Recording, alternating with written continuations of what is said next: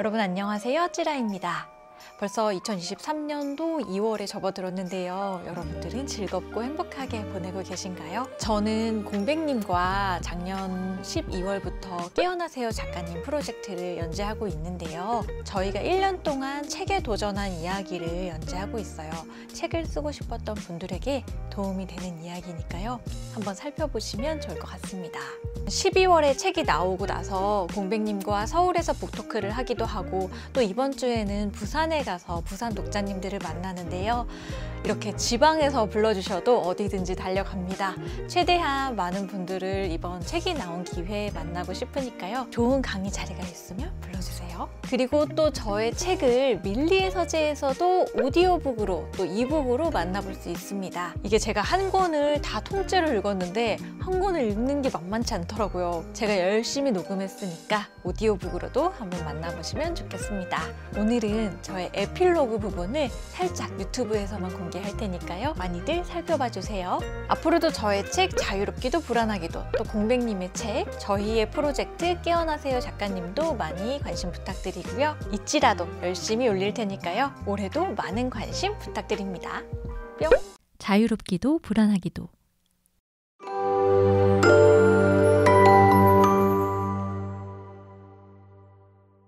회사 밖에서 일하고 있습니다.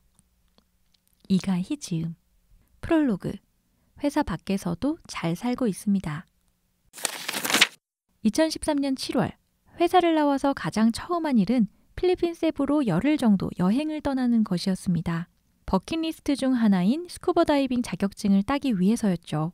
즐겁게 놀고 돌아와 바로 다음 주에 사무실로 출근했습니다.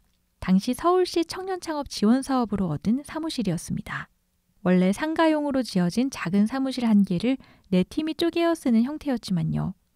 나의 첫 사무실이 있어서 얼마나 감격스러웠는지 모릅니다. 퇴사하자마자 거의 곧바로 출근을 한 셈입니다.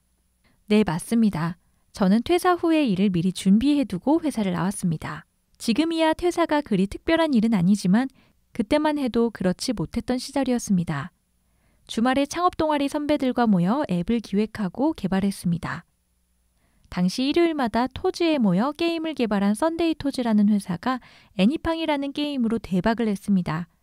우리는 그들 부럽지 않게 앱 서비스로 대박을 낼 야심을 가졌습니다. 하지만 좀체 속도가 나지 않았습니다.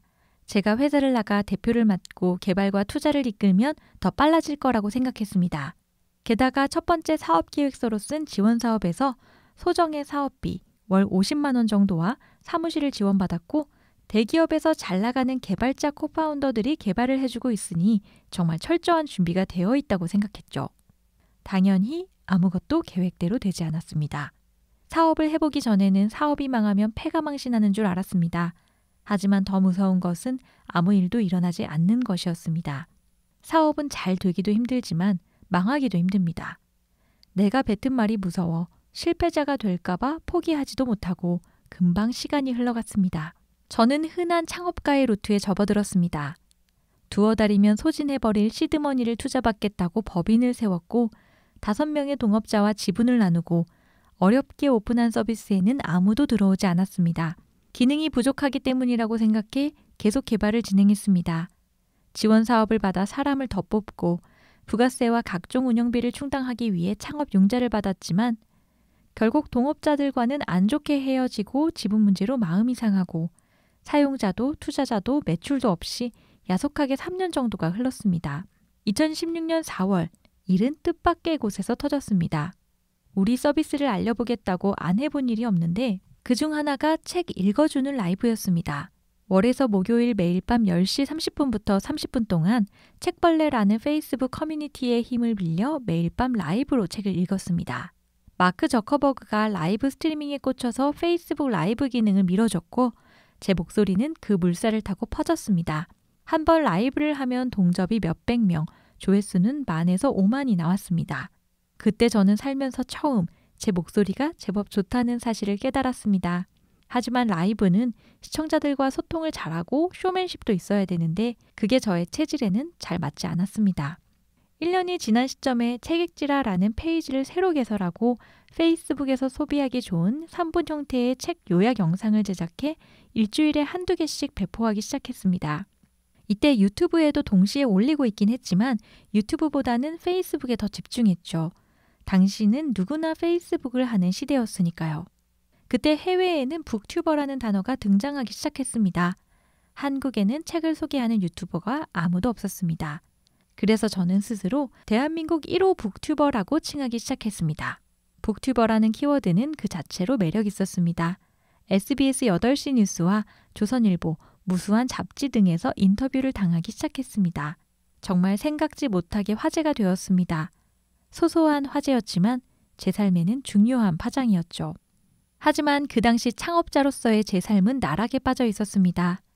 융자를 모두 긁어쓰고 월급을 줄 여력이 없어 모든 직원을 내보냈고 몇몇 퇴직금마저 밀리고 있었죠. 서비스의 버그 수정조차 어려웠습니다.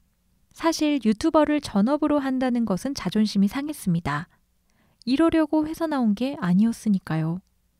지금 생각해보면 당시에는 친구들과 전 회사 동기들에게 유튜버라고 말하기가 부끄러웠던 것 같습니다. 그럼에도 별 방법은 없었습니다. 카드값에 허덕이고 있을 때 출판사로부터 광고가 밀려오기 시작했습니다. 다행히 앞서 개발한 서비스를 인수해줄 분도 만났습니다. 저는 그렇게 창작자 그리고 프리랜서로의 길에 접어들었습니다. 열심히 유튜브에 콘텐츠를 만들어 올리기 시작했습니다.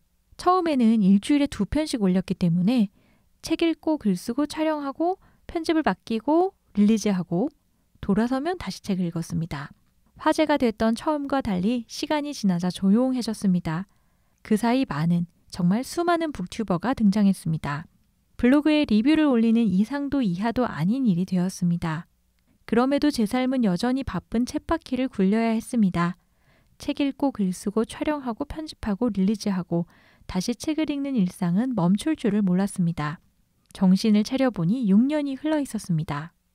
책 광고는 처음에는 잘 작동했으나 시간이 지날수록 효과가 떨어져 광고 무대를 접었습니다. 하지만 다행히 그간 뉴미디어 영상에 대한 수요가 점점 커져 유튜브 영상과는 별개로 교육 컨텐츠 분야의 영상을 제작해서 제공하거나 그 외 영상 용역을 제법 수행하게 되었습니다. 그래서 지금은 영상 제작업을 주로 하는 작은 소상공인이 되었습니다. 매출이 조금씩 늘다가 줄어들기를 반복하면서 매일 장부를 바라보고 손익을 셈하고 있죠. 회사를 나온 지 만으로 10년입니다. 지금까지 딱히 이렇다 할 성과는 없습니다. 돈은 많이 벌었냐고요? 글쎄요. 보험앱 시그널에서 그간의 급여 추이를 조회해 봤는데요.